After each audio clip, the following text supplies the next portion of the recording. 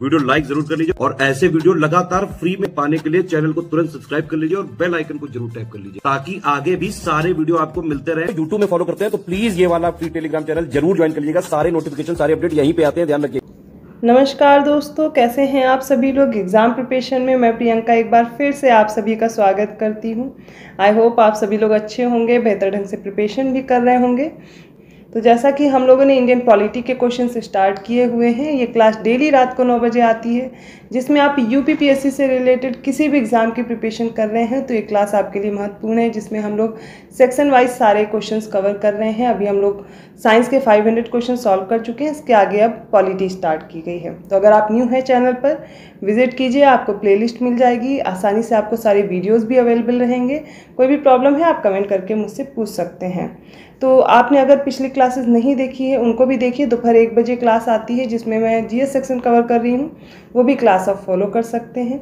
इसके अलावा अगर आप कंप्लीट प्रिपरेशन करना चाहते हैं यूपी पीसीएस की, आरओ री एग्ज़ाम की, या फिर अपकमिंग और भी न्यू वैकेंसीज़ हैं जैसे कि जूनियर असिस्टेंट है, एमपीपीएससी है, या यूपी पीसीएस 2025 के लिए भी आप प्री प्लस मेंस की प्रिपरेशन करना चाहते हैं, तो मैं आपको बताना चाहूँगी कि आप स्टडी फॉर सिविल सर्विसेज के पेड कोर्स को ज्वाइन कर सकते हैं, जिससे आप बेहतर ढंग से प्रिपरेशन एक ही जगह पर कर सकते हैं। कम समय में सारा स्टडी मटेरियल आपको मिलेगा। करंट अफेयर, जीएस, हिंदी, कोई भी सब्जेक्ट हो उसके लिए आपको कोई भी डाउट नहीं रहेगा। टेस्ट सीरीज, पेड क्विज सभी अवेलेबल रहेंगे। ज़्यादा जानकारी के लिए डिस्क्रिप्शन बॉक्स में नंबर दिए गए हैं, आप विजिट कीजिए और आप जो नंबर दिए गए उन पर व्हाट्सएप मैसेज भी कर सकते हैं और कॉल करके भी जानकारी ले सकते हैं। तो ये हो गई आपके कोर्स से रिलेटेड जानकारी। अब हम स्टार्ट करते हैं आज की अपनी क्लास। 45 क्वेश्चन हम लोग ऑलरेडी इस सीरीज के सॉल्व कर चुके हैं। आज आगे के प्रश्नों को देखेंगे। तो 46 क्वेश्चन है, दिनेश गोस्वामी समिति ने सिफारिश की थी। ऑप्शन ए है राज्य स्तरीय निर्वाचन आयोग के गठन की। ऑप्शन बी है लोकसभा के चुनाव के लिए सूची पद्धति की। ऑप्शन सी है लोकसभा के चुनाव के सरकारी वित्त पोषण की। और ऑप्शन डी है लोकसभा के चुनाव में निर्दलीय प्रत्याशियों की अभ्यर्थता पर प्रतिबंध की। तो दिनेश गोस्वामी समिति ने लोकसभा के चुनाव के सरकारी वित्त पोषण की सिफारिश की थी। Governmental funding of parliamentary elections की सिफारिश की थी, रिकमेंड किया था। ऑप्शन सी राइट होगा। 47वां क्वेश्चन है। देखिए क्वेश्चंस आपके लेटेस्ट ट्रेंड पर आधारित हैं, क्योंकि आप देख रहे हैं इतने स्टेटमेंट दिए गए हैं। अब प्रश्नों में स्टेटमेंट की संख्या बढ़ा दी गई है और ऐसे बड़े बड़े प्रश्न आते हैं, तो आप घबराएं ना, इसलिए ऐसे क्वेश्चंस की प्रैक्टिस करके जाइए। तो पहला प्रश्न है, ये जो 47वां क्वेश्चन है, माफ़ कीजिएगा, संविधान के 73वें संशोधन में पंचायती राज के क्षेत्र में निम्नलिखित में से कौन सा एक प्रस्तावित नहीं किया गया था। पहला ऑप्शन है सभी निर्वाचित ग्रामीण स्थानीय निकायों में सभी स्तरों पर 33% जो सीटें हैं वो महिलाओं के लिए भी आरक्षित की जाएं। दूसरा जो प्रावधान है वो पंचायती राज संस्थाओं के लिए संसाधनों के नियतन के लिए राज्य अपने अपने वित्त आयोगों का गठन करेंगे। नेक्स्ट ऑप्शन सी है पंचायती राज निर्वाचित कार्यकर्ता अपने पद पर कार्य करने के लिए अयोग्य ठहराए जाएंगे यदि उनके 2 से अधिक संतानें हैं।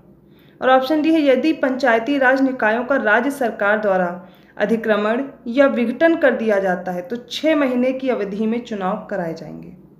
इसमें से देखिए कौन सा प्रस्तावित नहीं किया गया था। ऑप्शन सी सही होगा कि पंचायती राज व्यवस्था, पहला तो 73वां संविधान संशोधन हुआ था जिसके द्वारा पंचायती राज व्यवस्था जोड़ी गई। अब इसमें क्या क्या प्रावधान किए गए, तो सबसे पहला आप जो महिलाओं के लिए जो आरक्षित सीटें हैं वो 33% हैं, ये बिल्कुल सही दिया गया है। नेक्स्ट है पंचायती राज संस्थाएं अपने संसाधनों के लिए अपने अपने वित्त आयोगों का गठन करेंगे, ये भी सही है। लेकिन यहाँ पर जो ये थर्ड स्टेटमेंट है, पंचायती राज निर्वाचित कार्यकर्ता अपने पद पर अगर कार्य करना चाहते हैं और उनकी 2 से अधिक संतानें हैं तो वो अयोग्य हो जाएंगे, ऐसा नहीं दिया गया। आपकी कितनी भी संतानें हों, ऐसा कोई प्रावधान नहीं था कि उसमें आप पंचायती राज व्यवस्था में कार्यकर्ता या उसके पद पर नहीं रह सकते। फिर ऑप्शन डी है, ये आपको सही दिया गया है कि यदि पंचायती राज निकाय राज्य सरकार द्वारा अधिक्रमण या विघटन इसका कर दिया जाता है तो 6 महीने के अंदर इसके चुनाव कराए जाएंगे। अब इस 6 महीने के अंदर जो चुनाव कराए जाएंगे, मान लीजिए अब इसका 1 साल का ही कार्यकाल बचा था तो 1 साल के लिए ही चुनी जाएगी, ना कि फिर से अगले 5 वर्ष के लिए। तो ये भी चीज़ें आपको याद रखनी है और इसमें ऑप्शन सी राइट होगा। 48 क्वेश्चन है, उस देश में आनुपातिक प्रतिनिधित्व तो आवश्यक नहीं है जहां। ऑप्शन ए कोई आरक्षित निर्वाचन क्षेत्र नहीं है। ऑप्शन बी है द्विदलीय प्रणाली विकसित हुई है। ऑप्शन सी है सर्वाधिक मत प्राप्त व्यक्ति की विजय फर्स्ट पास्ट पोस्ट पद्धति प्रचलित है। और ऑप्शन डी राष्ट्रपति और संसदीय शासन प्रणाली का सम्मिश्रण है। इसका बताना है कौन सा उत्तर सही होगा। देखिए, उस देश में जहां आनुपातिक प्रतिनिधित्व तो आवश्यक नहीं है, वहां पर द्विदलीय प्रणाली, जो द्विदलीय प्रणाली है, वो विकसित हुई है। अगर 2 पार्टी सिस्टम है तो वहां पर आनुपातिक प्रतिनिधित्व तो आवश्यक नहीं होगा। अपने यहाँ आनुपातिक प्रतिनिधित्व प्रणाली भी यूज़ की जाती है, जैसा कि आपने देखा है राष्ट्रपति के निर्वाचन में। और ये जो फर्स्ट पास्ट पोस्ट पद्धति है, जो हम लोग वोटिंग करने जाते हैं, वो वाला मेथड ये भी यूज़ किया जाता है।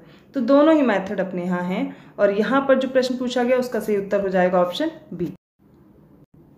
49वां क्वेश्चन है, जनहित याचिका की संकल्पना का प्रारंभ हुआ था, कहाँ से हुआ, ये पूछा गया। The concept of public interest litigation originated in United kingdom में, ऑप्शन बी ऑस्ट्रेलिया में, ऑप्शन सी है यूनाइटेड स्टेट्स में, या फिर ऑप्शन डी है कनाडा में। इसका राइट आंसर होगा ऑप्शन सी। ये जो जनहित याचिका की संकल्पना है, इसका प्रारंभ हुआ था यूनाइटेड स्टेट्स से। ऑप्शन सी राइट होगा। 50वां प्रश्न है, यदि भारत के प्रधानमंत्री संसद के उच्च सदन के सदस्य हैं, if the prime minister of India belonged to the upper house of parliament, तो क्या क्या हो सकता है। ऑप्शन ए है, वे अविश्वास प्रस्ताव की स्थिति में अपने पक्ष में वोट नहीं दे सकेंगे। ऑप्शन बी है, वे निम्न सदन में बजट पर नहीं बोल सकेंगे। ऑप्शन सी है, वे केवल उच्च सदन में ही वक्तव्य दे सकते हैं। और ऑप्शन डी है, उन्हें प्रधानमंत्री पद की शपथ ग्रहण करने के बाद 6 मास के अंदर निम्न सदन का सदस्य बनना पड़ेगा। इसमें से कौन सा आंसर राइट होगा ये बताना है। और इसका राइट आंसर हो जाएगा ऑप्शन ए, वे अविश्वास प्रस्ताव की स्थिति में अपने पक्ष में वोट नहीं कर सकते। इसके अलावा वे बजट पर बहस कर सकेंगे, वो चाहे निम्न सदन हो या फिर उच्च सदन हो। और वो अपना जो वक्तव्य है वो दोनों सदन में दे सकते हैं, वो चाहे उच्च सदन हो या निम्न सदन हो। तो ये भी गलत होंगे, ये भी गलत होंगे। और जो अपने पद की शपथ ग्रहण किया है वो जिस सदन के सदस्य हैं उस सदन के ही रहेंगे। ऑप्शन ए राइट होगा। 51वां क्वेश्चन है, 2 वक्तव्य दिए गए जिनमें से एक कथन है, दूसरा उसका कारण है, और बताना है कौन सा उत्तर सही होगा। तो कथन दिया गया, संसद और राज्य विधानमंडलों में महिलाओं के लिए 33% सीटों के आरक्षण के लिए संविधान संशोधन की आवश्यकता नहीं है। अब इसका कारण बताया जा रहा है, क्योंकि चुनाव लड़ने वाले राजनीतिक दल बिना किसी संवैधानिक संशोधन के जितनी सीटों पर वे चुनाव लड़ रहे हैं उसके 33% का महिलाओं के लिए नियतन कर सकते हैं। बताना है इसका कौन सा उत्तर सही होगा। और आपको देखिए आगे ऑप्शंस दिए गए हैं, आप इनके माध्यम से उत्तर दे सकते हैं। मैं बताती हूँ, इसका सही उत्तर आप चुनेंगे ऑप्शन डी। पहला जो कथन दिया गया वो गलत है, लेकिन इसका जो कारण है वो सही दिया गया है। क्यों? देखिए, संसद और राज्य विधानमंडल में अगर महिलाओं के लिए सीटों का आरक्षण करना है तो उसके लिए कॉन्स्टिट्यूशनल अमेंडमेंट करना पड़ेगा, संविधान का संशोधन करना पड़ेगा, जो कि किया भी जा चुका है। करंट अफेयर के बारे में आप अगर पढ़ रहे हैं, करंट अफेयर पढ़ रहे हैं, तो आपको पता है 106 जो कॉन्स्टिट्यूशनल अमेंडमेंट हुआ है उसके जरिए से 33% आरक्षण महिलाओं को प्रदान किया गया है। तो संशोधन करके ही दिया गया है। तो पहला स्टेटमेंट तो गलत हो गया। दूसरा ये है कि चुनाव लड़ने वाले राजनीतिक दल बिना किसी संवैधानिक संशोधन के जितनी सीटों पर वे चुनाव लड़ रहे हैं उसका 33% वे महिलाओं के लिए नियतन कर सकते हैं। तो ये जो कारण दिया गया है सही दिया गया, इसलिए ऑप्शन डी राइट है। ए गलत है किंतु आर सही है। 52वां क्वेश्चन है, भारत के संविधान की निम्नलिखित में से कौन सी एक अनुसूची में दल बदल विरोधी कानून विषयक उपबंध है। ऑप्शन ए है दूसरी अनुसूची, ऑप्शन बी 5वीं अनुसूची, ऑप्शन सी है 8वीं अनुसूची और ऑप्शन डी 10वीं। तो दल बदल को आप दा से ही याद कर लीजिए। 10वीं अनुसूची में दल बदल विरोधी कानून विषयक उपबंध दिए गए हैं। ऑप्शन डी राइट होगा। तो हमारे कॉन्स्टिट्यूशन में 52वां संविधान संशोधन किया गया 1985 में। 1985 में 52nd कॉन्स्टिट्यूशनल अमेंडमेंट हुआ, जिसके जरिए से 10वीं अनुसूची शामिल की गई थी। अब जिसके तहत लोकसभा में स्पीकर या राज्यसभा में सभापति, इनके द्वारा दल बदल के आधार पर सदस्यों की जो सदस्यता है वो समाप्त की जा सकती है। अब किन स्थितियों में समाप्त की जाएगी वो भी जान लीजिए। यदि किसी सदस्य ने अपने राजनीतिक दल की सदस्यता स्वेच्छा से त्याग दी है तो। दूसरा कारण यह है यदि कोई निर्दलीय सदस्य किसी राजनीतिक दल में शामिल हो जाए तो। और थर्ड क्या होगा, यदि नामांकित सदस्य अपने नामांकन के 6 माह के बाद किसी राजनीतिक दल में शामिल हो जाए तो भी। और फोर्थ है यदि कोई सदस्य अपने पार्टी व्हिप का उल्लंघन करता है तो। पार्टी व्हिप का मतलब क्या होता है, जैसे कि राजनीतिक दल हैं और जो उनके जो दिशा निर्देश हैं सांसदों के द्वारा जो जारी किया जाता है, अगर उसकी अवहेलना करते हैं तो ये पार्टी व्हिप का उल्लंघन माना जाता है। अगर ऐसी स्थितियां हैं तो इन्हें क्या होता है, दल बदल विरोधी कानून के अनुसार इन्हें अयोग्य घोषित किया जा सकता है। ये हो गया ऑप्शन डी राइट है। 53rd क्वेश्चन देखिए, भारतीय संसदीय प्रणाली ब्रिटिश संसदीय प्रणाली से इस बात में भिन्न है कि भारत में ऑप्शन ए वास्तविक और नाम मात्र दोनों प्रकार की कार्यपालिका है। ऑप्शन बी है सामूहिक उत्तरदायित्व की प्रणाली है। ऑप्शन सी है द्विसदनीय विधायिका है और ऑप्शन डी न्यायिक पुनर्विलोकन की प्रणाली है। इसका राइट आंसर देखिए हो जाएगा ऑप्शन डी। तो भारतीय संसद प्रणाली ब्रिटिश संसदीय प्रणाली से इसी बात में भिन्न है कि यहाँ पर देखिए जुडिशियल रिव्यू का सिस्टम है, न्यायिक पुनरावलोकन की प्रणाली हमने अपनाई हुई है। ऑप्शन डी राइट होगा। बाकी सब देखिए ये सारे जो दिए गए हैं सारी चीज़ें ब्रिटिश संसद प्रणाली में भी हैं और अपने यहाँ भी हैं। भिन्न क्यों है? क्योंकि वहाँ पर न्यायिक पुनर्विलोकन की जो प्रणाली है वो नहीं है। 54th क्वेश्चन देखिए, भारत में रहने वाला ब्रिटिश नागरिक दावा नहीं कर सकता। किस बात का दावा नहीं कर सकता? ऑप्शन ए है व्यापार और व्यवसाय की स्वतंत्रता के अधिकार। ऑप्शन बी है विधि के समक्ष समता के अधिकार का। ऑप्शन सी जीवन और व्यक्तिगत स्वतंत्रता की सुरक्षा के अधिकार का। और ऑप्शन डी धर्म की स्वतंत्रता के अधिकार का। इसका राइट आंसर हो जाएगा ऑप्शन ए। भारत में रहने वाला ब्रिटिश नागरिक दावा नहीं कर सकता है किसका? व्यापार और व्यवसाय की स्वतंत्रता के अधिकार का, freedom of trade and profession. ठीक है, कुछ अधिकार ऐसे हैं जो केवल भारत के नागरिक को दिए गए हैं और कुछ अधिकार ऐसे हैं जो चाहे भारत का नागरिक हो या गैर नागरिक हो दोनों को दिए गए हैं। तो भारत के अगर आप नागरिक हैं तो यहाँ पर आर्टिकल 15, आर्टिकल 16, आर्टिकल 19 और आर्टिकल 29 और आर्टिकल 30 इनमें जो प्रावधान दिए गए हैं, जो मौलिक अधिकार दिए गए हैं वो सिर्फ नागरिकों के लिए हैं। इनके अलावा बाकी सारे मौलिक अधिकार चाहे वो नागरिक हो भारत का या ना हो सभी को दिए गए हैं। तो आपको याद रखने कौन कौन से केवल नागरिकों को दिए गए हैं। तो इसमें 15 है, आर्टिकल 16 है, आर्टिकल 19 है, आर्टिकल 29 है और आर्टिकल 30 है। वैसे तो मैंने इसको पढ़ाया हुआ है लेकिन मैं अभी जब पॉलिटी स्टार्ट करूँगी तो इनको बहुत अच्छे से फिर से समझा दूंगी। 55th क्वेश्चन है, भारत के राष्ट्रीय मानवाधिकार आयोग के विषय में निम्नलिखित कथनों पर विचार कीजिए। पहला स्टेटमेंट है इसका अध्यक्ष अनिवार्य रूप से भारत का सेवानिवृत्त मुख्य न्यायमूर्ति होना चाहिए। सेकेंड स्टेटमेंट है इसकी प्रत्येक राज्य में राज्य मानवाधिकार आयोग के नाम से संस्थापनाएं हैं। थर्ड स्टेटमेंट इसकी शक्तियां केवल सिफारिशी प्रकृति की हैं। और फोर्थ है आयोग के एक सदस्य के रूप में एक महिला को नियुक्त करना इसमें आज्ञापरक है। बताना है इनमें से कौन कौन से स्टेटमेंट हैं जो सही दिए गए हैं, ये भी हमें देखना है सही दिया गया है या गलत पूछा गया है। इसका राइट आंसर होगा ऑप्शन डी, अर्थात इसकी शक्तियां केवल सिफारिशी प्रकृति की हैं और आयोग के एक सदस्य के रूप में एक महिला को नियुक्त करना इसमें आज्ञापरक है। ये दिया गया है राष्ट्रीय मानवाधिकार आयोग के बारे में, ये कथन सही है। इसके अलावा इसमें जो पहला और दूसरा स्टेटमेंट है वो गलत दिया गया है कि इसमें अनिवार्य रूप से भारत का सेवानिवृत्त मुख्य न्यायमूर्ति ही होना चाहिए, ऐसा ज़रूरी नहीं है। और इसमें आप देखिए इसकी प्रत्येक राज्य में राज्य मानवाधिकार के नाम से संस्थापना है, ये भी गलत दिया गया है। तो ऑप्शन यहाँ पर डी राइट होगा। 56th क्वेश्चन है, भारत में ब्रिटेन के सभी संवैधानिक प्रयोगों में से सबसे कम समय तक कौन सा प्रयोग चला? अब देखिए जो भारत परिषद अधिनियम आए थे इनमें से पूछा जा रहा है सबसे कम कार्यकाल किसका रहा। इंपॉर्टेंट है क्वेश्चन और ऐसे प्रश्नों के लिए आपको तैयार भी रहना पड़ेगा क्योंकि आजकल यही प्रश्न पूछे भी जाते हैं। तो पहला ऑप्शन है 1861 का भारत परिषद अधिनियम, ऑप्शन बी 1892 का, ऑप्शन सी 1909 वाला या ऑप्शन डी है 1919 का भारत परिषद अधिनियम। इसका देखिए राइट आंसर हो जाएगा ऑप्शन सी, 1909 का जो भारत परिषद अधिनियम है ये सबसे कम समय तक चला था। ऑप्शन सी राइट होगा। 57वां क्वेश्चन देखिए, भारतीय संविधान मान्यता देता है केवल धार्मिक अल्पसंख्यकों को, केवल भाषाई अल्पसंख्यकों को, ऑप्शन सी है धार्मिक और भाषाई अल्पसंख्यकों को या फिर ऑप्शन डी है धार्मिक, भाषाई और निर्जातीयों अल्पसंख्यकों को। ठीक है, इनमें से बताना है कौन सा उत्तर सही होगा जिसमें भारतीय संविधान के द्वारा माइनॉरिटीज़ को मान्यता दी गई है।